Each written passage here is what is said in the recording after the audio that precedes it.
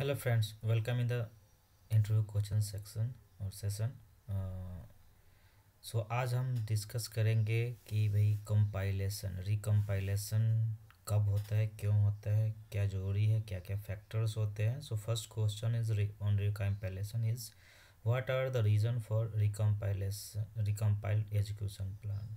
Okay, so क्या क्या factors हो सकते हैं, क्यों ऐसा होता है। तो बेसिकली आपको पता है एनी चेंजेस होंगे तो रिकम्पाइल होएगा ही होएगा। डेटा अपडेट होता है, मॉडिफाई होता है तो, या फिर सॉरी टेबल अल्टर उल्टर कर दिया आपने तो। So now certain change in databases can cause the education plan to either inefficient और इनवैलिड, बिकॉज आपने चेंज किया तो इनवैलिड हो ही जाएगा क्योंकि वो यूज़ नहीं कर पाएगा।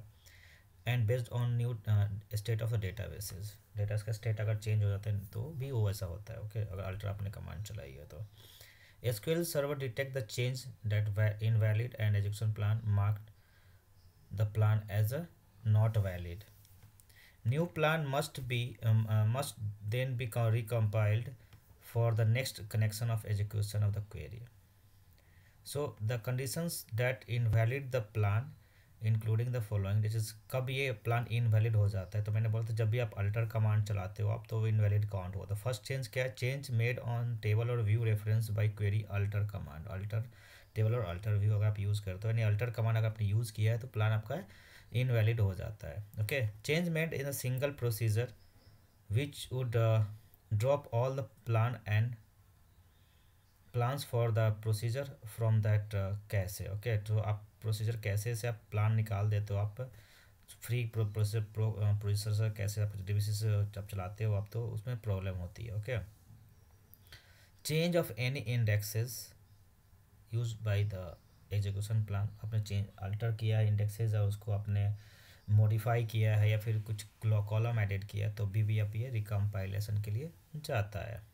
Update on statistics used by the education plan generally either explicitly from that statement or such as update statistics generally automatically। सो जब भी ये स्टैटिक अपडेट होता है तभी भी प्लान चेंज हो जाते हैं क्योंकि आपको पुराना वाला इनवैलिड माना जाएगा। जो पुराने स्टैटिक्स पे बना हुआ रहेगा प्लान वो क्योंकि इनवैलिड हो जाता है। Okay, dropping and indexes. Okay, explicit call of S P recompile, कभी कभी हम एस पी रिकम्पाइल यूज़ करते हैं प्रोसीजर के साथ या कभी भी तो थोड़ा सा वो भी इम्पैक्ट डालता है।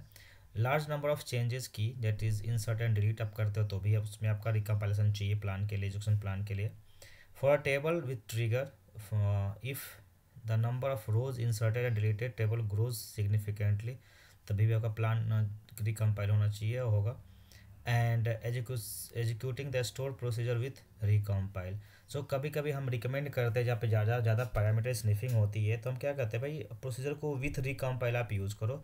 तो जब रिकम्पाइल हम यूज़ करेंगे तो प्लान भी क्या होगा, एजुकेशन प्लान भी क्या होगा, रिकम्पाइल हो जाता है। ठीक है, क्योंकि पुराना जो प्लान था वो यूज़ नहीं करेगा और नया प्लान होगा।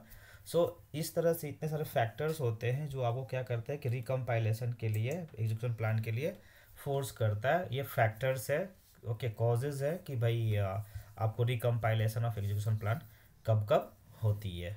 सो होप यू आपको अच्छा लगा हो। Thank you for watching. अगर आपने सब्सक्राइब नहीं किया है तो सब्सक्राइब कर ले। धन्यवाद।